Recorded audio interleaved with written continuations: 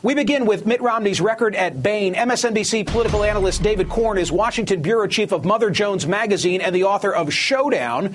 Rick Tyler was a spokesman for Newt Gingrich and the pro-Gingrich super PAC, Winning Our Future. Gentlemen, new details about Romney's role at Bain post-1999 continue to drip out today. Various news organizations reported that according to the testimony he gave to the Massachusetts Ballot Commission in 2002, Romney continued to attend board meetings for businesses acquired by Bain, including Staples. This comes after reports from David Corn in Mother Jones, and yesterday the Boston Globe showed that Romney was still the CEO of Bain through 2002, according to SEC filings. Now, why is this important? Well, it was beginning in 1999 that Bain invested heavily in companies that were pioneers of outsourcing, according to the Washington Post.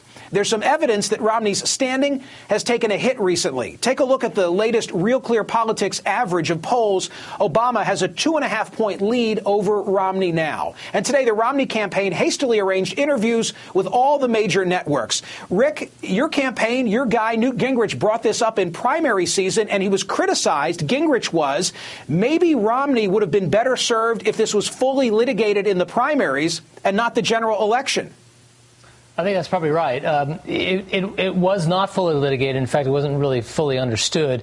And I give the Romney campaign an enormous amount of credit. They actually won the argument. They basically said by attacking Mitt Romney, you were attacking free enterprise. That certainly was never true, but that was the dominant narrative, and it won the day. But there's still those same questions that are out there, and obviously these questions have taken Romney off his message, which is jobs and Barack Obama's economy. Barack Obama's story is that we're stuck at 8.2%. There's a $15 trillion debt. And just today, the HSS is reversing welfare reform, which was the signature achievement of my boss, Newt Gingrich, and Bill Clinton.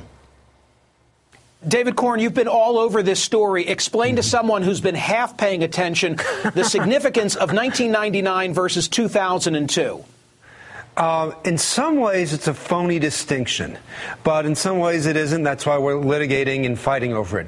After 99, Bain made some investments in certain companies that were involved in outsourcing jobs to China, India, and Mexico. And so Mitt Romney is trying to basically claim that he wasn't involved with those sort of decisions. Yeah, even though he still owned the company, even though he still benefited from that company, and even though he put the company on that path, he's trying to separate himself from those particular deals. And there were some bankruptcies, too, in companies that happened after that stage. So that's why he's trying to make February 99 this bright line. But I had a story out just yesterday, Michael, that had Bain in 98, when Romney was ahead of it, investing in a Chinese manufacturing company that was making money off U.S. companies, outsourcing jobs to them. So even prior to this 99 bright line, there are lots of problems at Bain. There are lots of problems with his own personal finances, with offshore companies. It's turning into a big mess, and that's why I think we're not going to see much in terms of tax returns,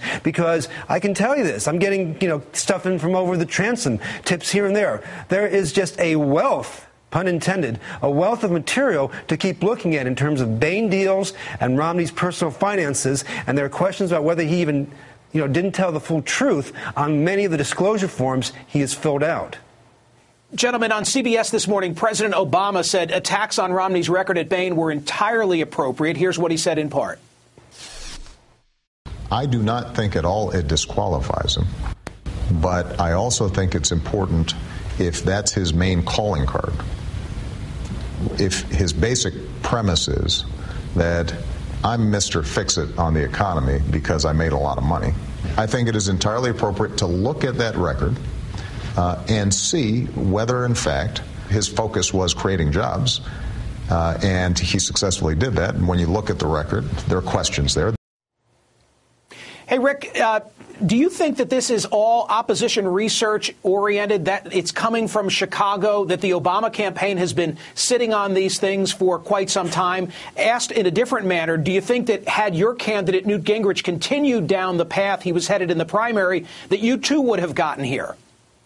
Well, again, I think we lost the argument about attacking free enterprise, and so that's what. But these things were known back in January of 15th. I went on one of the Sunday shows and talked about the SEC filings and the inconsistencies then, and it seemed a lot to do about nothing then. This may seem to be a lot to do about nothing then. But let's just talk pure politics here, because what the president is successfully doing, obviously, is he does not want to talk about his record. He doesn't have a record to run on. So they are going with this thing with Bain, and it's got the media's attention, and they're winning the game. The problem with the Romney campaign is they have to find, and I hope he does, because he's supposed to come out at 6 o'clock tonight, and he's supposed to address this, and I hope he does in a way that he can put this finally once and all behind him. Ultimately, the voters will have to decide whether this is all a lot to do about nothing or whether it means something. But I think if Mitt Romney gets this behind him, he can then shift back to the president's dismal record on the economy and jobs. Michael, I can tell you. Well, I mean, look, the reality is, as you're pointing out, the president got a terrible jobs report recently, and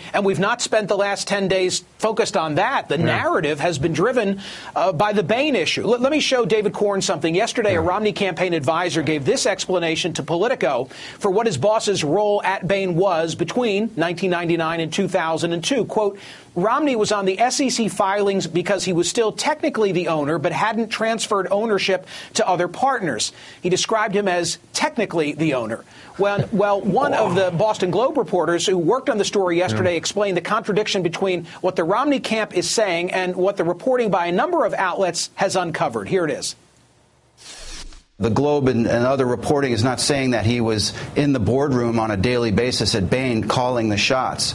But certainly these records show that he was in charge. He had legal responsibility. He was the man with oversight responsibility for the company. How can you retire from a company in 1999 but then remain as president, CEO, and chairman? So I think that's one of the discrepancies that we're reporting, and that's really the crux of our story. And the Romney people, as they did ask for a correction, they're not getting one because, they haven't been able to show that any of our reporting was inaccurate. Mm-hmm. David, is an explanation here on behalf of Governor Romney that he had to go solve a crisis, that it was unexpected, unforeseen, that he would have to go and invest himself, probably a bad word choice, but get active in the Olympics when they were in distress. And therefore, some details like this became secondary. Well, he has the option of saying, I departed, it was chaotic, and it took us 2-3 years to sort things out. But that's not what he's saying. He's saying that he had nothing to do when, I was the first to report that he signed documents. He signed them. It wasn't just that his name was there. He signed documents that enabled a $75 million deal to go through. And this is months after he supposedly left the company. He declared on his financial disclosure form, I'll have a story up about this in about an hour or so, and I'll put the link on my Twitter feed. But he signed a financial disclosure statement saying that in no way, and not in any way, was he involved in Bain operations after February 99. But yet there are these examples again and again of him signing records. Now, that's being involved. I'm not saying he's running things day to day, as the Boston Globe guy said, but he was involved. But the big thing again is that, he's not going to be able to put this behind him. My story yesterday about his Chinese deal, investing in a Chinese company that's benefiting from U.S. outsourcing. There are going to be lots of these other deals that are going to be investigated. And I got to tell you, Mike, a lot of this is not coming from Chicago. I got that story over the transom from somebody who was just, interested in looking at SEC filings about Mitt Romney, and then I developed it myself. So, the Obama campaign certainly wants to gin this up, but you could keep 100 reporters busy from now until Election Day just going over Mitt Romney's financial records and Bain deals, and I think Rick is right, and Newt Gingrich was right back then. There's a tremendous liability for the Republican Party here that was never fully explored back when they had a chance.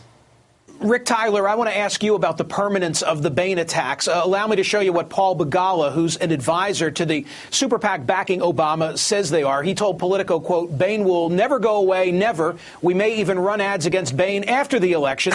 Whitewater didn't define Clinton. He was running on other issues. Barack Obama didn't run for president as the Jeremiah Wright candidate. And George W. Bush didn't run on his service in the National Guard. But Romney is a one-trick pony. The only calling card Romney has for the presidency is his time in business. Has his chief asset, that meaning Governor Romney, now turned into a liability? Well, clearly it's a liability for the last 48 hours, but I disagree with my friend David Corn here, because I do think Romney can put this behind him. And my hope is that at 6 o'clock tonight that he will put it behind him, that his surrogates, his campaign, and he will be able to answer questions about this in a way that's satisfactory to the American people. I think once that's done, then Obama has no way to go to retread it. This sort of narrative that Obama wants is fit for them, but most voters may not care about this. They want to know that whoever their next president is does have a real plan for prosperity, a real plan to return jobs, and all of this other stuff is sort of a sideshow. The president has been successful in creating a big question mark about Romney on this issue, and all he has to do, frankly, is have that question mark at the margins in a few swing states. What Romney's job is to do, and what is going to be from now to the campaign, because obviously Barack Obama has nothing to run on except Mitt Romney's record, is that he can't run on his own record, so he's got to continue to distract. The challenge for the Mitt Romney's Rick campaign Tyler, is how to quickly support these, how to respond to them. Thank you, Rick Tyler. Thank you, David Corn.